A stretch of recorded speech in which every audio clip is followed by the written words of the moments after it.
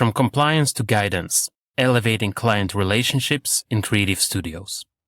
We need more clients. Do you? One of the things we often cure is the overpopulation of clients, which dilutes the focus, attention, and brings some good mess to clean.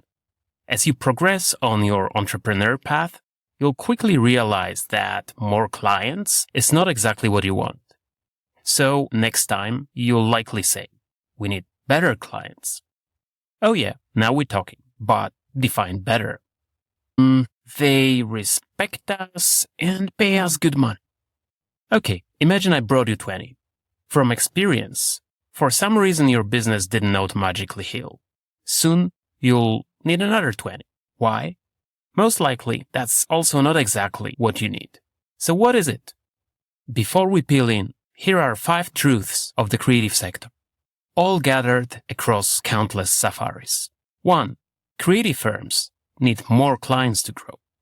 2. Better clients mean higher revenue and stability. 3. The primary role of creative firms is to serve client needs. 4. Most client problems can be solved by delivering excellent work. And number 5, better client relationships just happen, naturally improving with time and effort. Take a second to reflect on how you plot across these. What's your score?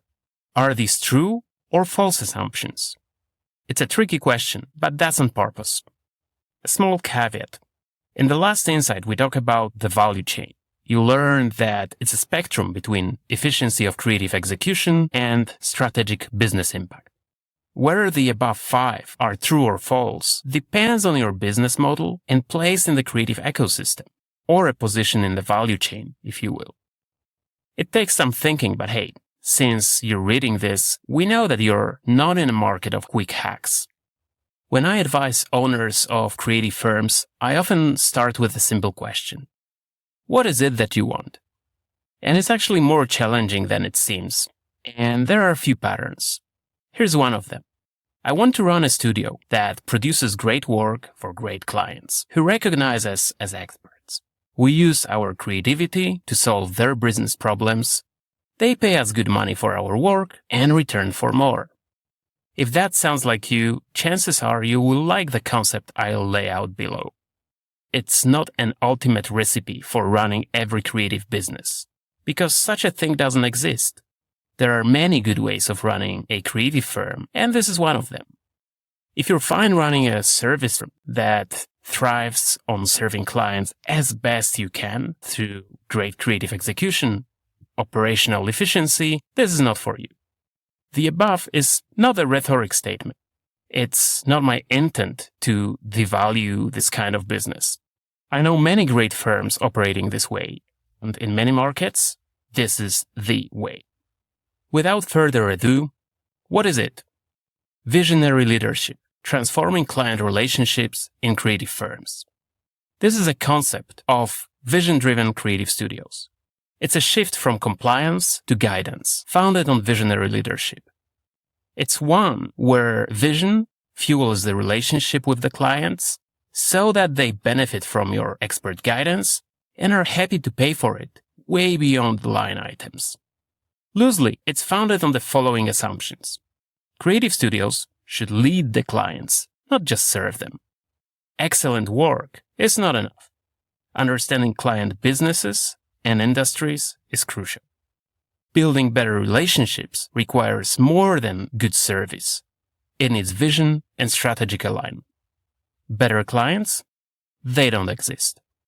Back to the opener. If it's not more clients, why isn't it better clients that we need? For a simple reason. They don't exist. You don't hunt for better clients. You design and nurture them. It takes 2 to tango. The quality of a client is as good as the quality of the relationship that you can build with them. And that, in turn, depends on a range of factors. Relationships. First off, let's define relationships. I've heard this term misunderstood so often that this definitely needs clarification. First, relationship is not a connection. That's coming from the old world of agencies and their sales reps.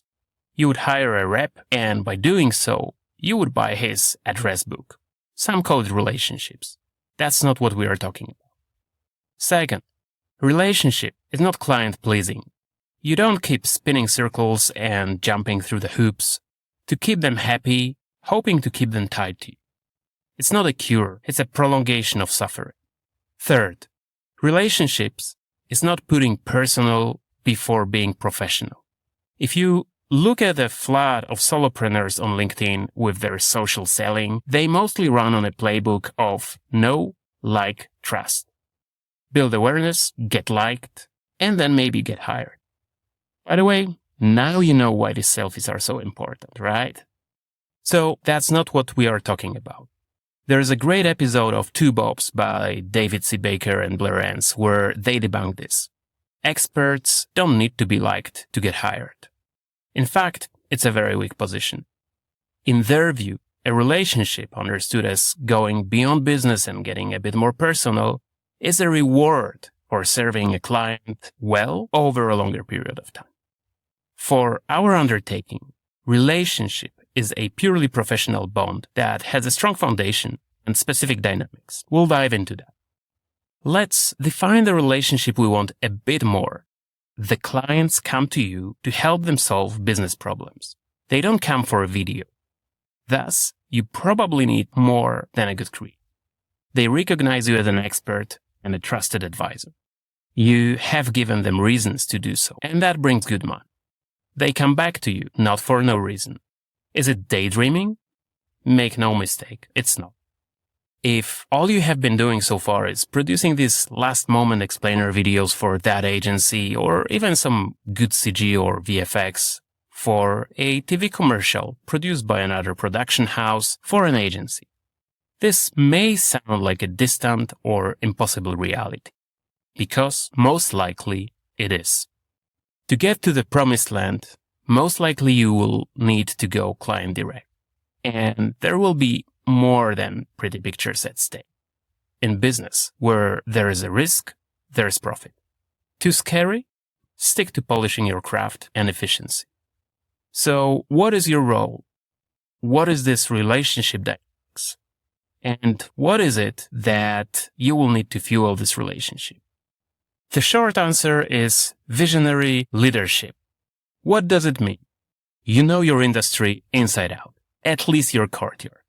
It's not following the trends. It's understanding what's broken and where all these things are going. It's clearly defining your position against the backdrop. A challenge on its own, for sure. But it's not only this. Next is understanding your client business sufficiently so that you know where they are and what is the overlap of your creative world, their business, and their goals. Lastly, because you see where things are going, not just in your industry, but in theirs, you plot how your creative solutions can take them where they want, or even better, where they didn't even think they wanted to go. This is the vision part, building a view of the world, calling out what gives, and boldly proposing an alternative that's appealing both to you and your client. And then there is the leadership part. It's taking full responsibility and ownership of the engagement. Your role is taking the lead and being the guide. Imagine this. You drive a decent Porsche. You take them on a ride. The steering wheel is all in your hands. You know that they will like both the journey and the destination.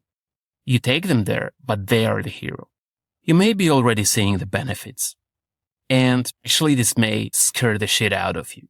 And that's good, because nothing worth doing is ever easy. Further thinking. What are the root causes behind your struggle to build strong client relationships? What if you prioritize visionary leadership over traditional client service models? How can you practically implement visionary leadership in your firm and client engagements? What do current trends in client relationships say about the future of the creative industry and how visionary leadership tracks against it? What fears might you face around shifting from compliance to a guidance-based approach? Now you know. This is a corner piece of how I see leading and evolving creative studios in the expert avenue. built on the back of industry best thinkers and filtered through 2 decades of experience running my own firms. Are you sold on this? Even if this seems appealing, not all your relationships will look like that. Not all markets are a place for this. Not all clients will go for it. It's a process. Have I seen the promised land, planted the food, conquered? Well, I enjoyed camping there, for sure. So, voila, it's a compass. Do you need a map? Thank you for listening to the Futurecrafting Thoughtcast, insights into leading, building, and evolving B2B brands in tech and creative sectors. Coming at you from Patrick Kizny, the fast thinker, entrepreneur, and advisor to audacious venture founders.